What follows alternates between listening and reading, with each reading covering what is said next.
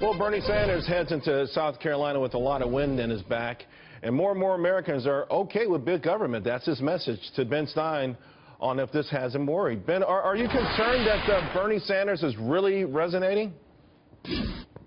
I'm very concerned about the fact that he's really resonating on many fronts. One, people don't seem to realize that socialism equals tyranny, maybe not immediately, but somewhere down the road. Socialism takes away freedom from individuals.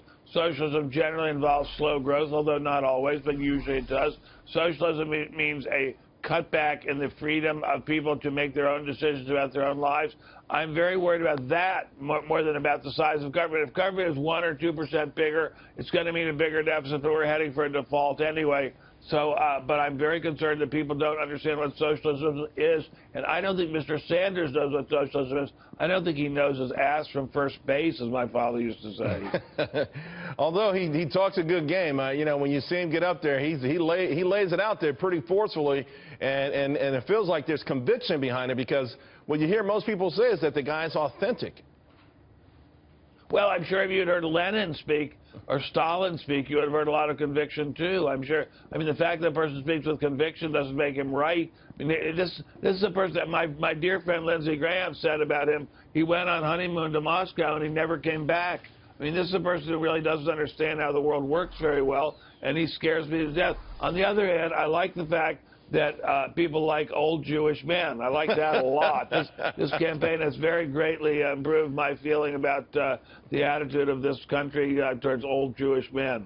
What about, though, the idea then, you just hit upon that, you know, you go to Moscow, you come back, you're enthusiastic that this is the way it should be.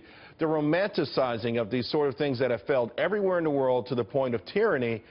How does that happen? How does it happen with the old guy who should know better and with young people who have great educations? I have a good answer to that, Charles, my dear friend. The fact that a person is old doesn't make him smart. In fact, my experience is that old people generally are stupider than middle-aged people. And the fact that people are in schools makes them the stupidest. Well, there's no one less educated than a contemporary American college student. It's a terrifying thing. The people who never went to school at all know more than the miseducation they're given in schools. I mean, in schools, they're taught to hate America, to be ashamed of America, to hate capitalism. They don't know anything. I mean, they're taught everything wrong. You know, let's switch a little bit then to the Republican side, because promises are being made on that side, Yes, the Republican side. Okay, promises are being made on that side as well. The Republican side scares me to death. They scare me, too. I mean, I love Kasich. I think Kasich would be a great president, solid, responsible guy. Mr. Trump terrifies me. I have a long history with Mr. Trump. He won't remember me, but I remember him. I wrote an article about him for Barron's about 1988 or 89, maybe 90, about some bonds he had sold to investors who were then suing him for fraud. And the article was called The Art of the Dubious Deal. I don't think I ever was proved wrong that he did some very serious misconduct. I may be wrong about this, but I think his behavior towards his bondholders has been very questionable throughout, and I wouldn't trust him as far as I could throw him. But the people who really are enthusiastic about him say, listen, there's certain things that are going to happen throughout the course of doing business. Some won't work out. Occasionally, some bondholders will come up short. But for a man who's created over 100 businesses, to have a handful of them come up short, considering all the jobs and the prestige that he's brought to this country, maybe you're being a little hard on him. I don't think he's brought that many jobs or prestige to this country.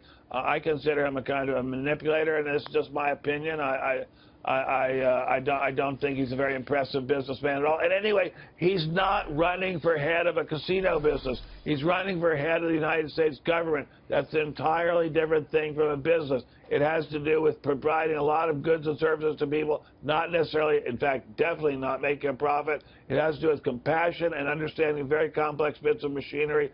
I don't think he understands the machinery of human relations at all. I think he's a bully and a thug. This is just my opinion, and I do not like the idea of this guy, this strutting thug, being president of the United States. He scares me to death.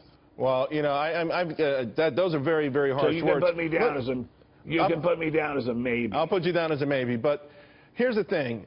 people are saying all the things you just talked about, the folks that do know how to do it, what's happened? Why has the country gotten to the point that it's gotten to with these professional politicians who only go to D.C. and want to stay there forever, never move, and only look out for themselves? They come up short, they lie to the public over and over again, and that's why they want someone who's met deadlines, who's gotten things done.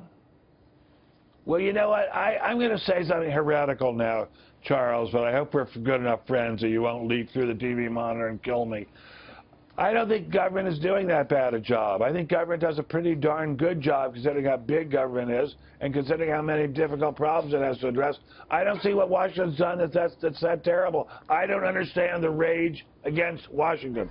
I don't understand the rage in this country at all. I think things are pretty damn good in America, and I don't feel any anger towards the government at all. All right, Ben. Well, a lot of people, obviously, I'm not going to jump through the screen, but some people are throwing tomatoes at it right now. We got to leave it there. I'm sure they are. I appreciate your candor. God bless you, sir. See you soon.